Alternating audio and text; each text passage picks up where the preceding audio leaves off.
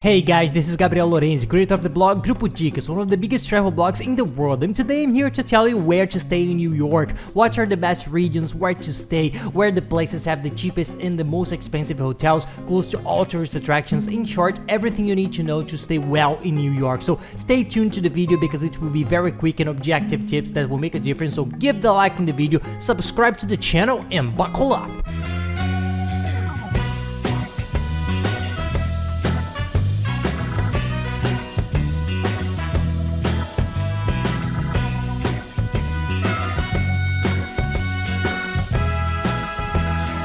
Well, there are two very important points that every person traveling to New York for the first time needs to understand. New York has the island of Manhattan and all the other boroughs around it, so practically all the sides of the city are on the island of Manhattan, in the middle, a little bit below Central Park, between Times Square, the south of the island, to the beginning of Central Park. This is where almost 70% of the city tourist attractions are concentrated. So the point is, if you're going to New York for the first time, in our opinion, every other time, but especially the first time, you have to know more things. It's on Manhattan Island. The second point that we were going to comment is on exactly that. New York is expensive. Lodging in New York is one of the most expensive in the world. New York and San Francisco are the most expensive in the United States, so there's no way you will spend a little bit on lodging. It's not cheap, but stays localized there because it is not worth it. You can get more decent neighborhoods of the island like Brooklyn, for example, or the Bronx, which is a piece of it on the island to the north up there, but they are very far away. You save on lodging, but you spend a lot of time going all the time to the island of Manhattan to the tourist part,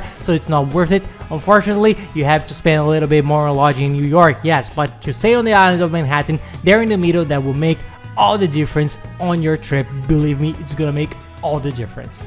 We're gonna talk a little bit about each region of Manhattan Island because it's a big island with a lot of cool things, and the main region that most tourists end up choosing, which has the greatest demand for hotels and tourist attractions, is called Midtown Manhattan, which is a little bit down south from Central Park to Times Square. So you're located in this region there on the map between Times Square and this part of Central Park. This area is called Midtown Manhattan, and that's where the main hotels are. They are a little bit more expensive, but you will be close to everything. You have Times Square, you have Broadway, you're close to Central Park, you're close to Fifth Avenue, you're going to be close to almost all the sites on foot, and there are all the subway stations possible. So you're going to be very close to any line to be able to go further down when you are going to take the Statue of Liberty tour, the Wall Street tour, when you want to go a little further up to the top of Central Park. In our opinion, it's the best area to stay for sure, especially on your first trip when you want to see all the sites, but there are other options that we'll comment on here too. Another tip is try to get to your hotel near a subway station. You use the subway a lot in New York. We use it a lot and it's very good.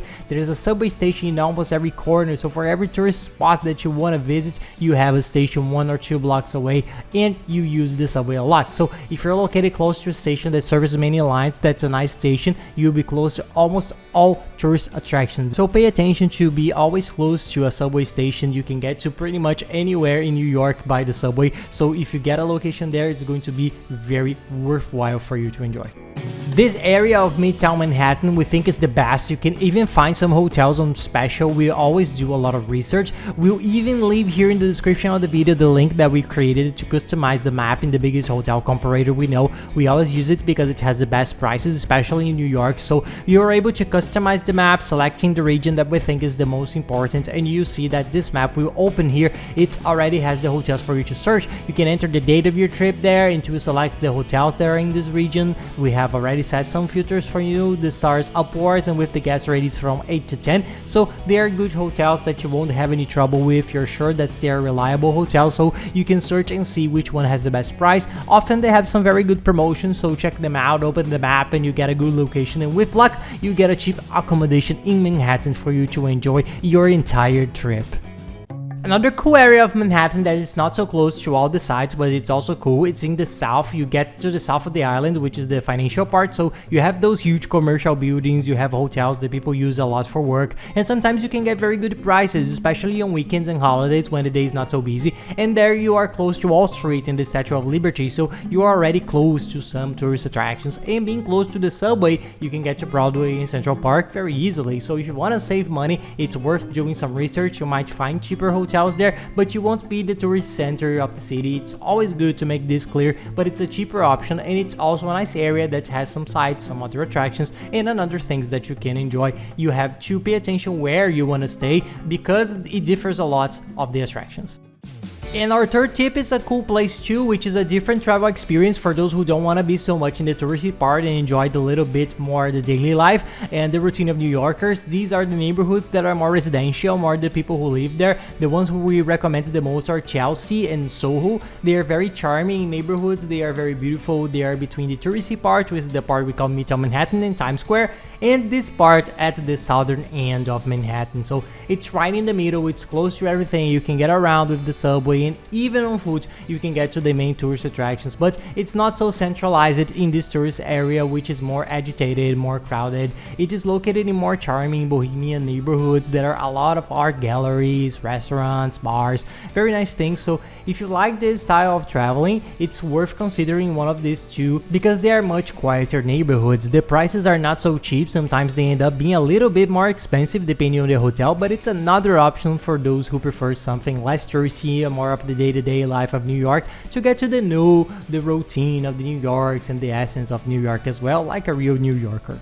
And that's pretty much it. If you want to stay in these areas, you'll be very well located, your trip will be very enjoyable, and it will be much easier for you to get around to all the tourist attractions. Use the subway, there's a subway app that's very good too, that's why we talked about it. Use your cell phone there at will, use your internet chip so you can use your cell phone wherever you are, because all the museums in Central Park have very cool applications for tourists. All the attractions have apps so you can move around, walk around, use the map, and there's the subway app that tells you exactly which station you have to go to, which car you have to take to get out, because it's a lot of the stations. The subway lines there is absurd. We are not used to it. There are many lines and many stations, so it's confusing. The application is very good. We will also leave the chip link here below in the description for you to see, compare with other prices. It's a very good chip that we usually use in our last trips, and we highly recommend it.